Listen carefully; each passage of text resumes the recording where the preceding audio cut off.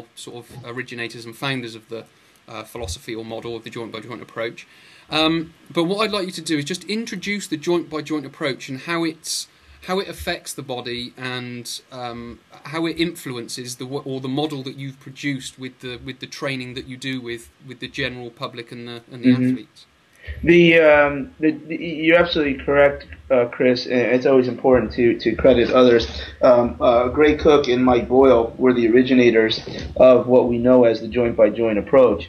And what it is, to me, is a construct. It's not an iron fist, steadfast rule that applies at all times in the training process. When I say training process, that can mean the day after back surgery, all the way to cleaning and jerking 300 pounds. So this is that's when I say training process. Mm-hmm. So it's a piece, and it's a very critical piece that is based upon the physical construct that this is our body moves as a system of stable segments and mobile levers, or stable segments and mobile joints, if we take a very engineering approach to looking at this.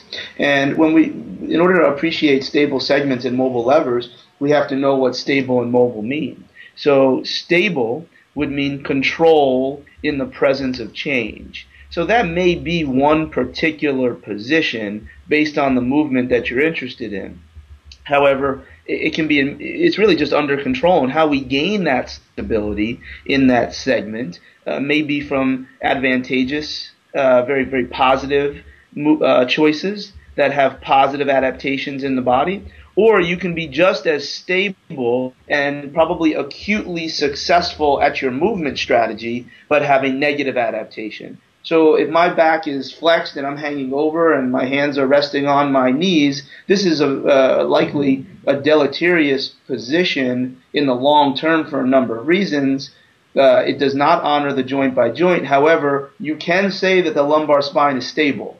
It is not a positive stability, but it's stability nonetheless. Stability is control in the presence of change. The joint by joint would honor a very positive adaptation to training particular positions of stability. Mobile, I'll define by the nervous system's control of the joint. So it's not my choice of control. It's what are these other joints doing without external influence, meaning I don't control my joint. You control it. You're moving my elbow up and down. How well it moves and how much it moves is a function of mobility. So the joint by joint is an alternating system, and every joint can be fit into this construct. But if we start with the big toe, we need that to be mobile, because think about what we need when we walk, to step up and down. You need the toe to start to move. So then this system begins to alternate. So the next big joint system next to the big toe is the midfoot, and the midfoot would be stable. We certainly know the midfoot should go into pronation and supination. This isn't bad. We need this for the normal gait cycle.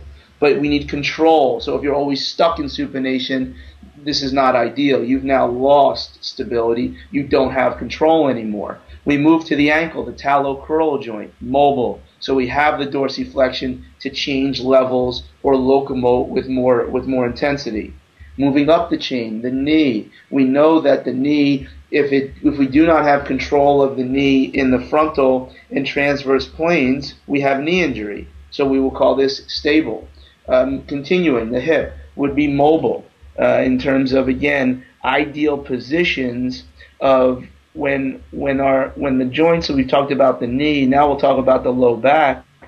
These joints do not have the proper position and stability. We see injury.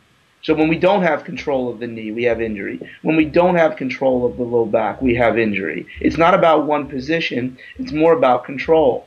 And if the neighboring joints do not allow for that position, so now we'll go back to the hip and the ankle. If they don't have mobility, then the knee and lumbar spine can potentially make up for that mobility via a loss of control.